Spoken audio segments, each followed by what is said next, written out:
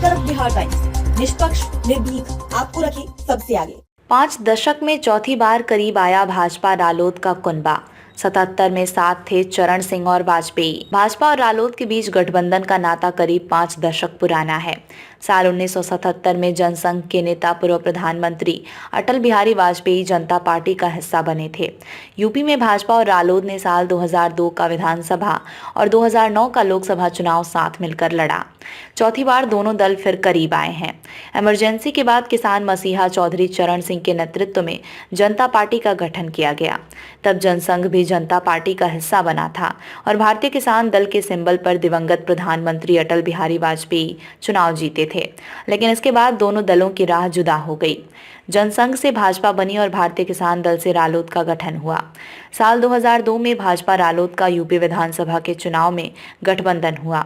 रालोद ने अपने हिस्से में आई सभी 14 सीटों पर जीत दर्ज की, लेकिन चुनाव के बाद दोनों दलों की राह फिर अलग हो गई। लेकिन 2009 के लोकसभा चुनाव में फिर गठबंधन हुआ। भाजपा ने रालोद को 7 सीटें दी थीं, जिनमें 5 पर रालोद ने जीत दर्ज की। केंद्र में कांग्रेस की सरकार बनी और करीब 2.5 साल बाद रालोद भी सरकार का हिस्सा बन गया। चौधरी अजीत सिंह को केंद्रीय उड्डयन मंत्री बनाया गया था। गठबंधन में इन सीटों पर जीता था रालोद। भाजपा से गठबंधन में रालोद ने 2009 में 5 सीटें जीत ली थीं। बागपत से अजित सिंह, बिजनौर से संजय चौहान, मथुरा से जयंत सिंह, हाथरस सुरक्षित सीट से सारिका बघेल, अमरोहा से देवेंद्र नागपाल सांसद चुने गए थे, जबकि नगीना से मुंशी रामपाल और मुजफ्फरनगर से अनुराधा चौधरी चुनाव हार गई थीं। मुजफ्फरनगर दंगे से बदल गए हालात। साल 2013 में मुजफ्फरनगर दंगा हुआ और 2014 में लोकसभा चुनाव।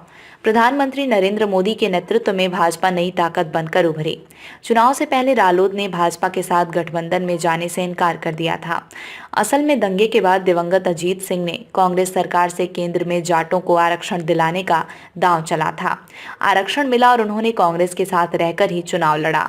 लेकिन 2014 और 2019 में रालोद को एक भी सीट नहीं मिली। 2017 के विधानसभा चुनाव में सिर्फ छपरौली से सहेंद्र सिंह रमाला जीते थे। राज्यसभा चुनाव में क्रॉस वोटिंग के मामले में उन्हें भी रालोद से हटा दिया गया था।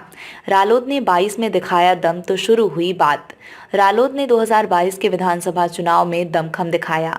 सपा के साथ गठबंधन में पश्चिमी यूपी की 9 सीटों पर जीत दर्ज की। इनमें मुजफ्फरनगर जिले में मिली सियासी कामयाबी को बेहद अहम माना गया।